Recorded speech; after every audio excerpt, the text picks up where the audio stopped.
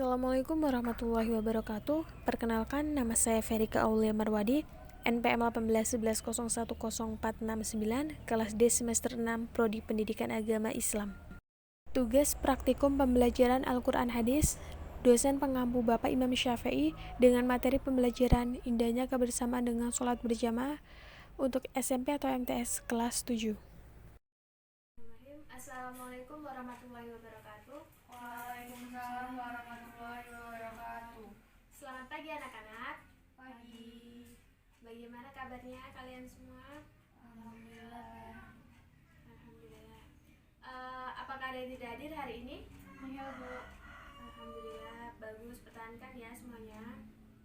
Baik, sebelum kita memulai pembelajaran hari ini, alangkah baiknya kita berdoa terlebih dahulu. Untuk ketua kelasnya, Najwa, silakan pimpin doanya. Berdoa dalam hati mulai.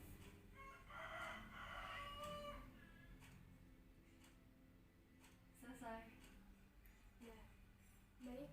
Anak-anak, hari ini kita mempelajari tentang indahnya kebersamaan dengan sholat berjamaah.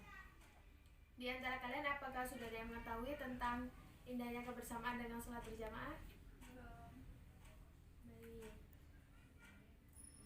Sholat berjamaah adalah sholat yang merujuk pada aktivitas yang dilakukan secara bersama-sama. Sholat ini minimal dilakukan oleh 2 orang atau lebih, dengan salah seorangnya itu menjadi imam atau pemimpin dan yang lainnya menjadi makmum. Sholat berjamaah ini memiliki keutamaan daripada sholat sendiri atau munfarid. Bahkan sholat berjamaah ini lebih tinggi kedudukannya hingga 27 derajat dibandingkan sholat sendiri. Dan kalian perlu tahu ya bahwa sholat berjamaah itu termasuk sunnah muakkad, yaitu sunnah yang sangat dianjurkan. Bahkan sebagian besar para ulama itu mengatakan bahwa fardu kifayah. Nah, di sini apa sih fardu kifayah itu? Fardu kifayah adalah status hukum dari sebuah aktivitas dalam Islam yang wajib dilakukan. Akan tetapi apabila sudah dilakukan oleh muslim yang lainnya, maka kewajiban ini gugur. Misalnya kayak menyolatkan jenazah, itu fardu kifayah termasuknya. Nah, dalam hal ini hadis Rasulullah SAW bersabda, "Sholatul jamaati tafaddul ala sholati fardhi bisab'in wa isyrina darajatan," yang artinya sholat berjamaah lebih utama 27 derajat daripada sholat sendirian. Hadis ini berkadar sahih dan diriwayatkan dengan jalur sanad yang terpercaya. Hadis riwayat Imam Bukhari. Lalu dalam sholat berjamaah itu ada syarat sahnya, yaitu seperti ada imam, makmum berniat mengikuti imam, lalu sholat dikerjakan dalam satu majelis. Jadi tidak boleh sholat yang imamnya di rumah, imamnya di masjid, kita di rumah, itu tidak boleh. Sholat makmum sesuai dengan sholatnya imam. Jadi kalau imam sholat isya, makmum pun harus sholat isya. Lalu karena kedudukan imam di dalam sholat berjamaah itu sangat penting, maka dari itu imam pun memiliki syarat tersendiri untuk menjadi seorang imam. Jadi untuk menjadi seorang imam itu tidak boleh asal-asalan. Syaratnya adalah mengetahui syarat dan rukun serta perkara yang membatalkan sholat, fasih dalam membaca ayat Al-Quran, dari tahu tajwidnya, makhraj huruf itu mereka paham, paling luas wawasan agamanya dibandingkan yang lain, berakal sehat, baligh, berdiri di posisi paling depan. Jadi imam gak boleh berada di paling belakang atau di belakang makmum, itu tidak boleh. Lalu seorang laki-laki, perempuan juga boleh menjadi imam, akan tetapi makmumnya pun harus harus perempuan. Jadi nggak boleh imamnya perempuan lalu makmumnya ada yang laki-laki yang sudah baligh, itu tidak boleh. Tidak sedang bermakmum kepada orang lain. Jadi kalau sholat berjamaah itu hanya boleh satu imam, nggak boleh 2 imam atau bahkan lebih. Sedangkan syarat-syarat menjadi makmum itu ada seperti makmum berniat mengikuti imam, mengetahui gerakan sholat imam, berada dalam satu tempat dengan imam, posisinya di belakang imam, dan hendaklah sholat makmum sesuai dengan sholat imam. Misalnya seperti sholat asar, imamnya, makmumnya juga sholat asar. Lalu kemudian makmum pun ada makmum masbuk, yaitu makmum yang tidak sempat membaca surat Al-Fatihah di rakaat pertama.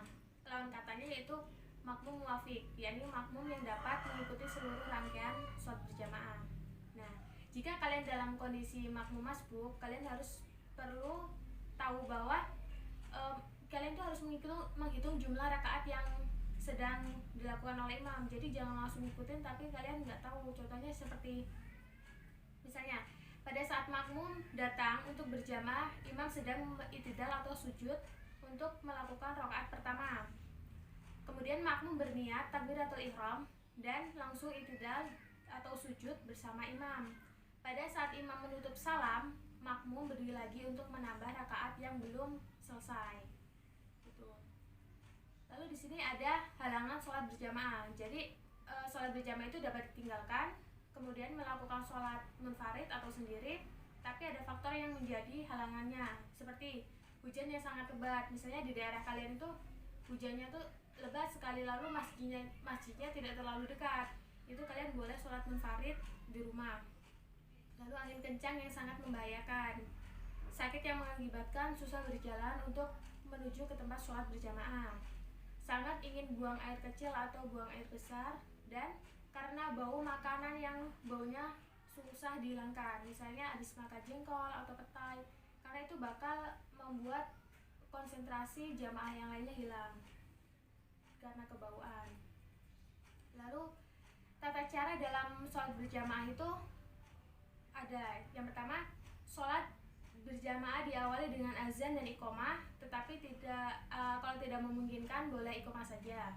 Misalnya kalian bareng teman-teman kalian, itu iqomah saja boleh. Lalu barisan sholat saf di belakang imam itu diisi oleh jamaah laki-laki. Jadi jamaah perempuannya itu di belakang jamaah laki-lakinya, jadi jangan kebalik. Setelah itu di dalam melaksanakan sholat berjamaah, seorang imam membacakan sholat, ada yang nyaring dan ada yang dilirik kasir. Bacaan dinyaringkan adalah bacaan takbiratul ihram, bacaan Al-Fatihah dan ayat-ayat pada 2 rakaat pertama sholat maghrib, isya dan subuh. Bacaan amin bagi imam dan makmum setelah selesai membaca Al-Fatihah yang dinyaringkan. Kemudian makmum harus mengikuti gerakan imam dan tidak boleh mendahului imam. Jadi kalau imamnya belum sujud, makmumnya jangan sujud duluan. Setelah salam, imam membaca zikir dan doa bersama-sama dengan makmum atau membacanya sendiri-sendiri boleh.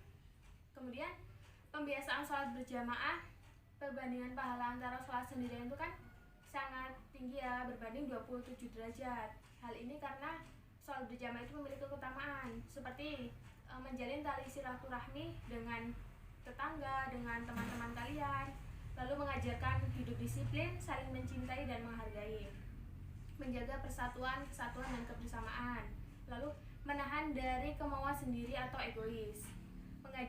Sikap kecintaan kepada sholat berjamaah itu dapat dilakukan atau diwujudkan melalui perilaku seperti misalnya kita masuk waktu sholat itu segera menuju masjid untuk mengumandangkan atau mendengarkan azan, lalu mengajak teman-temannya untuk sholat berjamaah, senang mendatangi majelis taklim untuk menuntut ilmu agama, tidak suka membeda-bedakan status sosial seseorang karena kedudukannya sama di hadapan Allah SWT.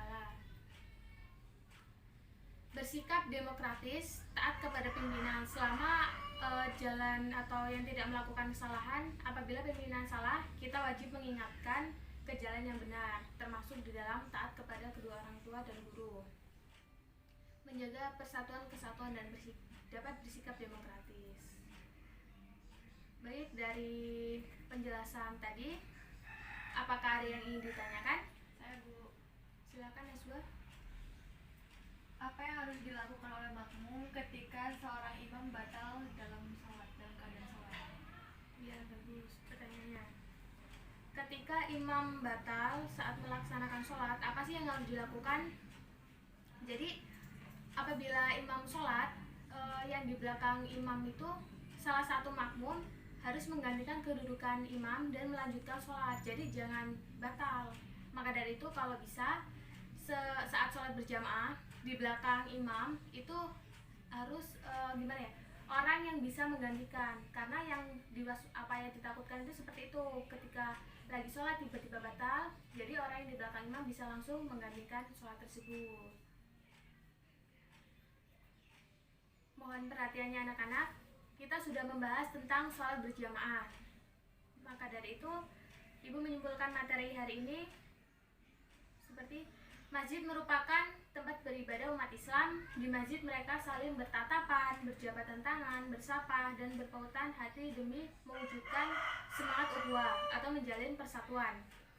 Nah, rasa persatuan yang paling indah adalah persatuan dan kebersamaan orang yang sholat berjamaah.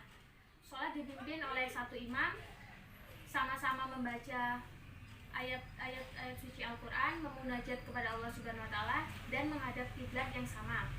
Mereka melakukan amal yang sama, ruku, sujud, dan salam kepada Allah Subhanahu Wa Taala. Kalau begitu, Ibu harapkan kalian sudah memahami tentang materi pembelajaran hari ini. Lalu jangan lupa kalian sering-sering membaca materi yang sudah dipelajari. Ibu rasa cukup untuk hari ini. Wallahu muwaffiq ila wa muthoriq. Wassalamualaikum warahmatullahi wabarakatuh. Waalaikumsalam warahmatullahi wabarakatuh.